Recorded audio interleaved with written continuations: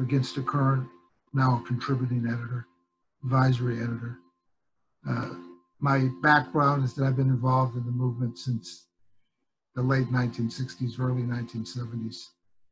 And in the last decades, I was involved in the labor movement and worked as a mechanic in the airline industry at United Airlines. So I was active in the union. Between civil rights and union activity, that's what I did. But my main activity has always been civil rights and Black rights, even if I was involved in the labor movement. So as far as the introduction to this discussion, I think it's important to recognize that we're living in a very unique time, especially in the United States and many other countries. The issue of racism is now front and center everywhere in this country, in many other countries.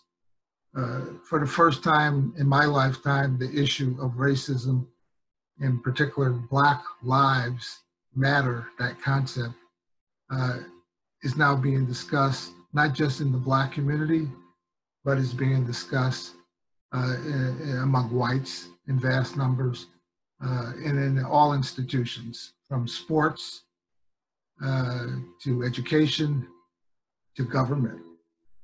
And so we're in a sort of a unique situation. And I thought some of the questions I would discuss through the presentation and afterwards is to look at the relationship between racism and capitalism, how racism developed, the issues of oppressed people or peoples within a society, look more deeply at the issue of racism and prejudice.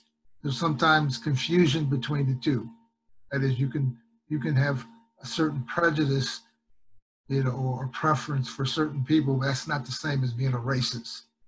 And sometimes people think, well, if you have a prejudice, you're automatically racist, which is not the case in my view.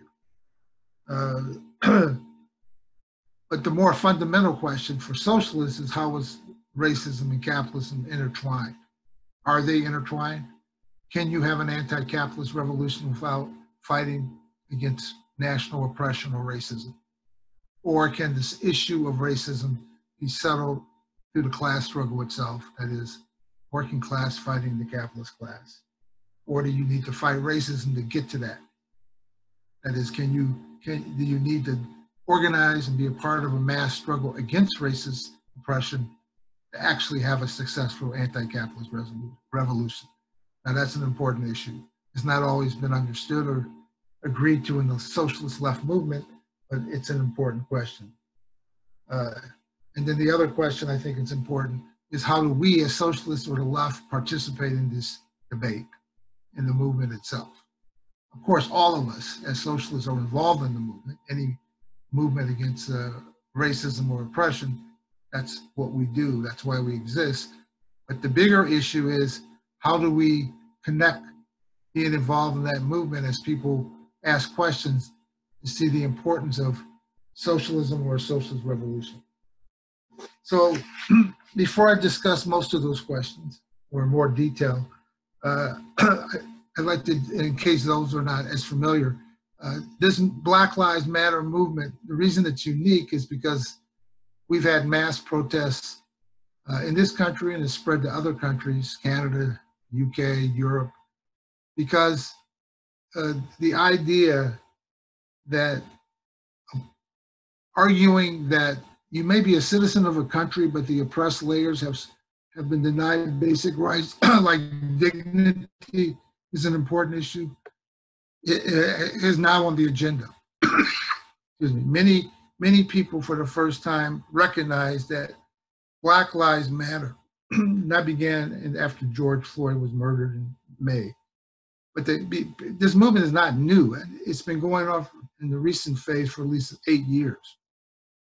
And when it first began 7 to 8 years ago, the idea of Black Lives Matter was raised in the United States, but the majority of people didn't support it. I mean, the Black community supported it, but even some in the Black community didn't.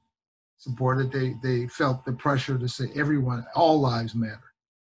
But over this recent period, it's been raised as a democratic idea. That is, blacks have not been treated fairly in this country or any capitalist country.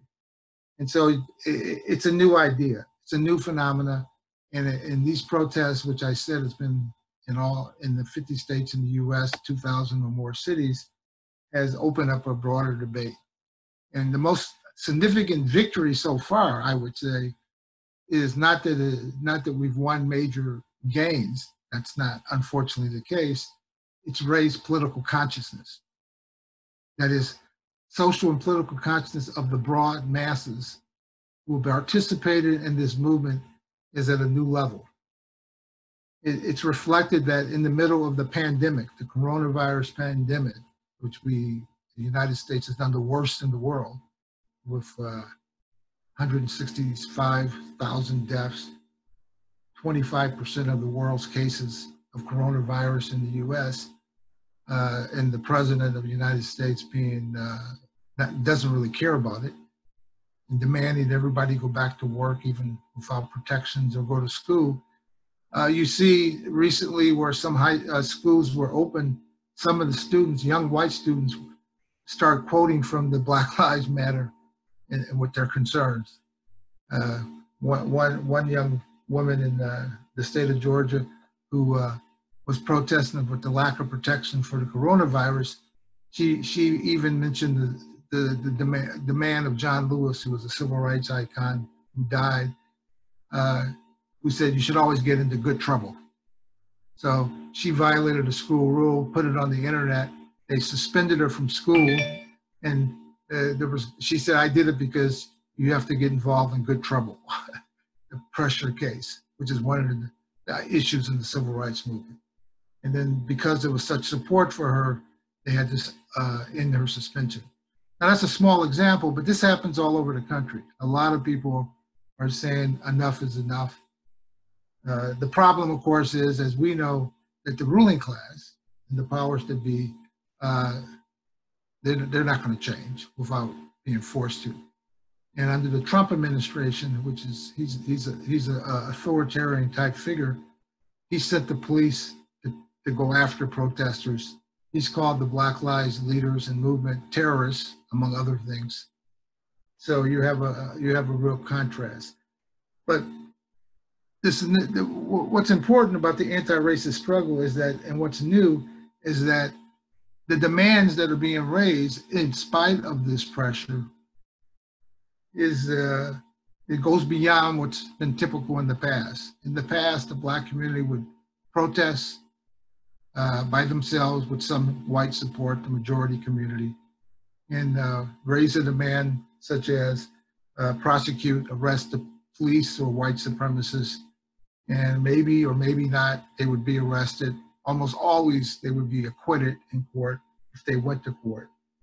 And that was it. Sometimes the left wing would say, let's have community control of these police forces. What's new this time, because the breadth of the struggle, which shows this movement against racism is different, is that the issue of defund and abolish the police is taken center stage. Now, which some even on the left were not initially for, but I think most on the left support now, because the idea of dismantling or defunding and abolishing the police force gets to the heart of what the role of the police are in capitalist society. The role of the police is to protect the property and capital of the rulers, of the capitalist class and the employers. And when workers go on strike, it's to break up the strikes or support the bosses. And when Black community or oppressed communities like Latinos in the United States or indigenous people, it's to attack them. So the argument that the police force, which is a reactionary force, plays this role, should be dismantled or abolished is such a radical idea. But what's interesting, a lot of people beyond the left wing of the Black movement are supporting that idea. Now, it gets to the whole heart of the issue, which is the relationship between race and racism in the system itself.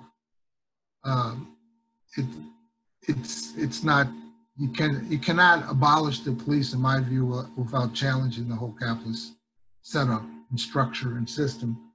So you can win more reforms that they may not want to give, but you cannot actually get rid of the police unless you change the system itself.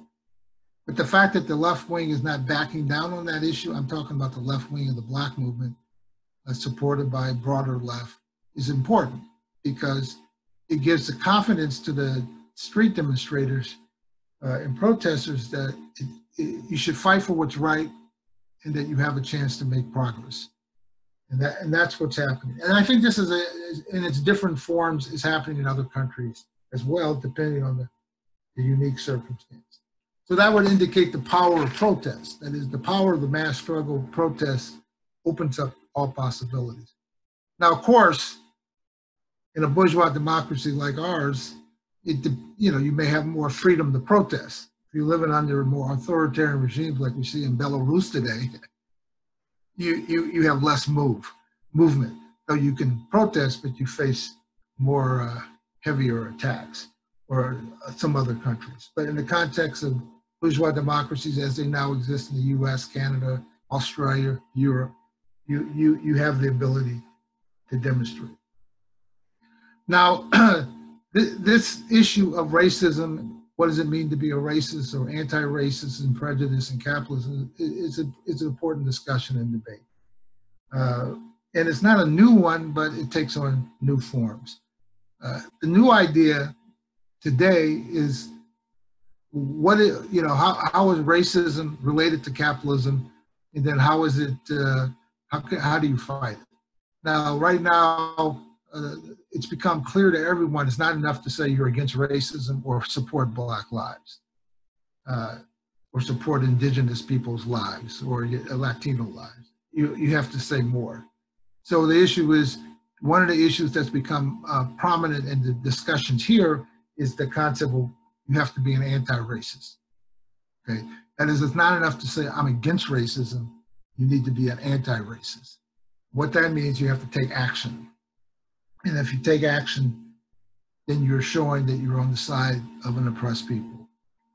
By just stating that you don't support racism doesn't mean much. It can just be a way to say, yes, I don't believe it, but then go on and do what you do. And that's especially true by the white majority.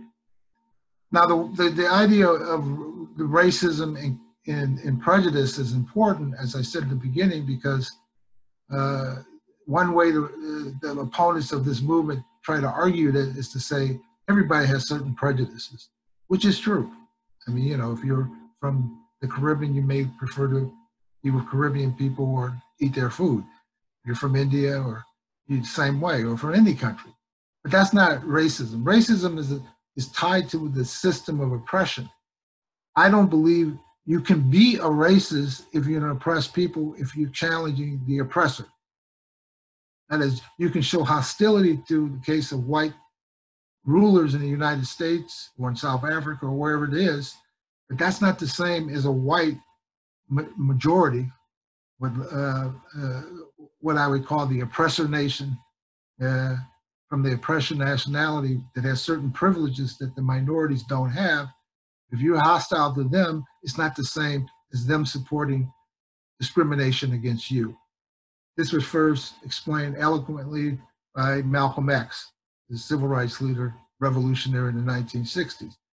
You can't make an equivalent of an angry Black person to a white person who has discriminated or oppressed them as the same as a white person joins the Ku Klux Klan or some other racist organization that denies Black people the right to vote, the right to live in their own home or get a job. It's two different issues. So that's an important thing to this. It comes up only because people who say it's the same, like saying all lives matter is the same as Black lives, is to obfuscate the issue and to avoid the real debate. Now, from a socialist point of view, the issue of racism and capitalism is important because historically in the socialist movement, historically, I usually refer to pre-1917 Russian Revolution. And I think the Bolsheviks began to change that understanding. Pre-1917, under the Second International, the basic view was all issues of race or gender inequality would be resolved after you had a successful socialist revolution against the capitalist ruling classes. That is, because the economic system of capitalism is based on exploitation of the working class, other issues, subordinate issues like racism, would be dealt with by having that revolution. And so the issue of racism or national oppression was not front and center. Although, Marx and Engels discussed this issue in the 1800s. And I refer to the 1800s in Marxist because it's important, even though it's almost 20 years ago that the Communist Manifesto was written.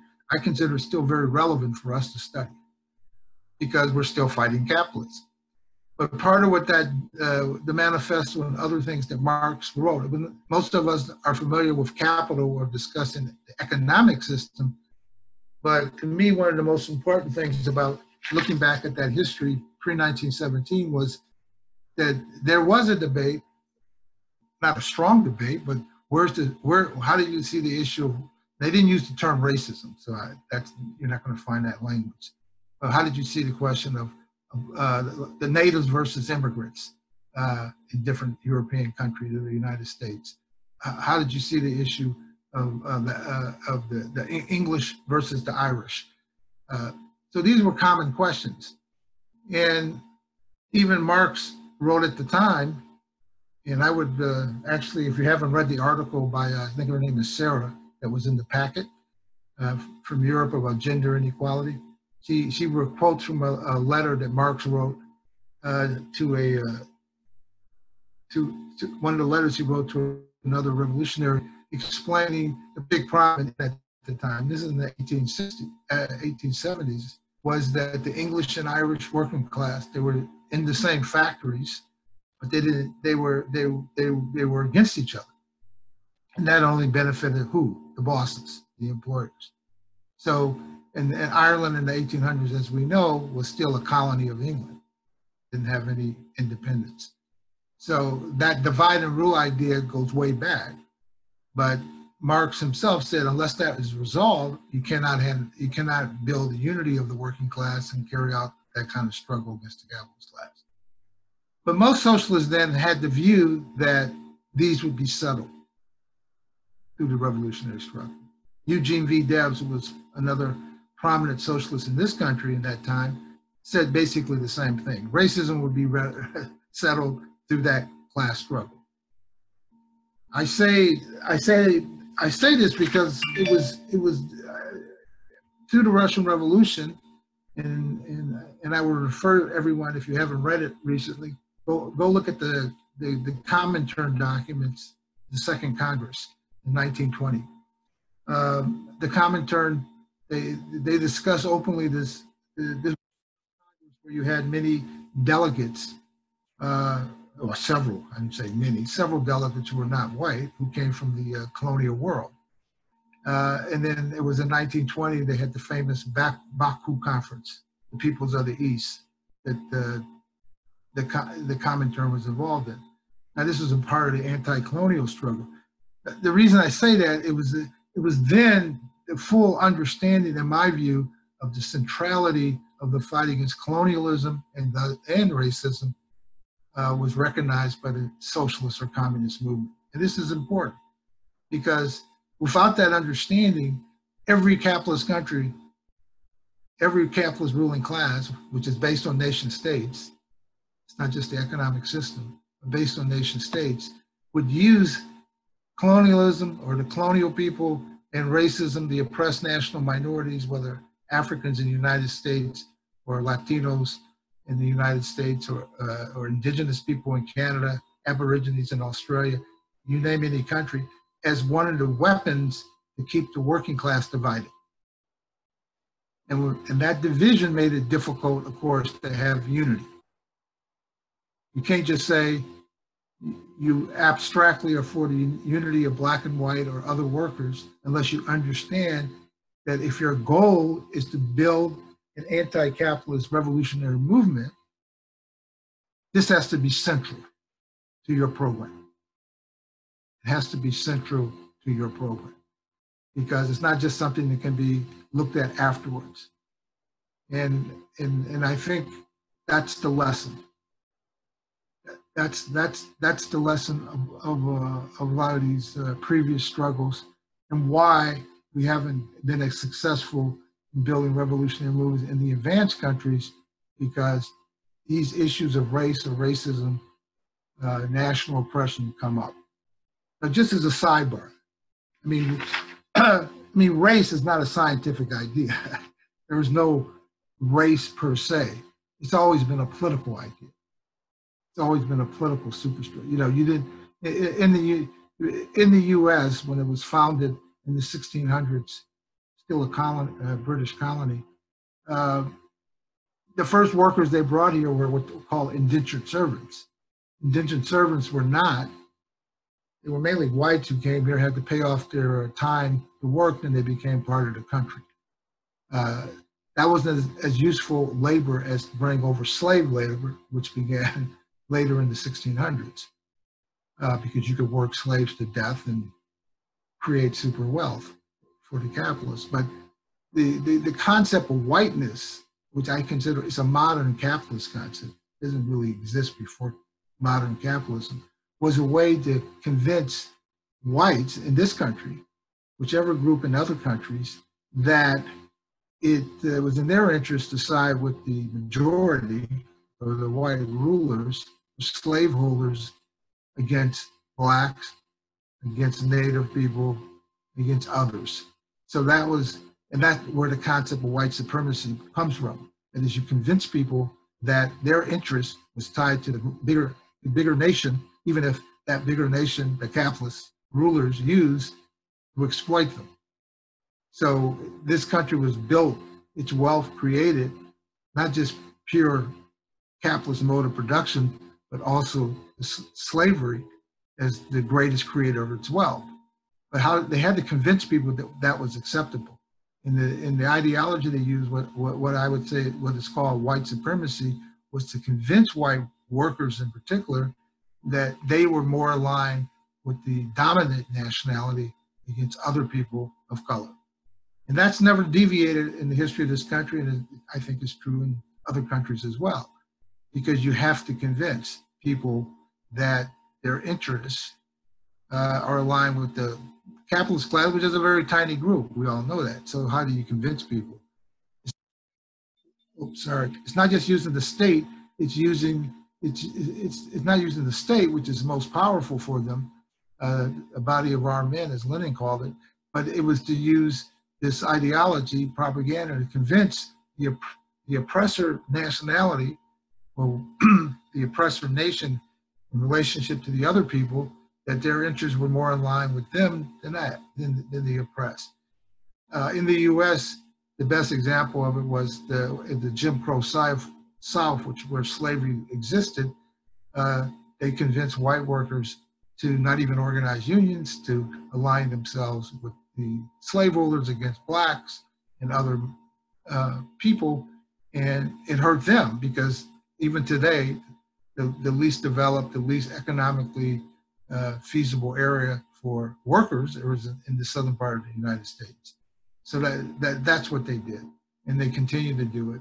So again, I come back to the point I was trying to make earlier, that racism or national oppression of people is key for the capitalists to maintain their rule. And therefore, in the socialist program, the issue of fighting racism or ending national oppression and raising these demands, not just solidarity, which we should do for moral reasons, but if you want to build a successful revolutionary movement. I don't see how you can do it in any advanced country unless the two are linked together. Now, in most imperialist country, this white supremacy ideology is pretty obvious, but even in Africa, that's not the issue, correct? It's not, you can have African states, everyone's black, quote unquote, but then the ethnic issue between different groups, it plays the same dynamic. That is, the ruling group may be one ethnic group over the another one, they apply the same methods against the other group. I'll give an example, just as a sidebar. You take Sri Lanka or Ceylon, Sri Lanka, where the main fight was between the Tamil minority and the Sinhalese majority. Now they're both dark-skinned people, so that's not, so it comes from the history of British rule. They divided those two people, and through the same method of divide and rule as you see with Ireland and England, they used in Sri Lanka that led to the civil war and the struggles there. But it was the same method. And you convinced the majority group, in that case the Sinhala, be against the minority, which were mainly Tamil people originally from India.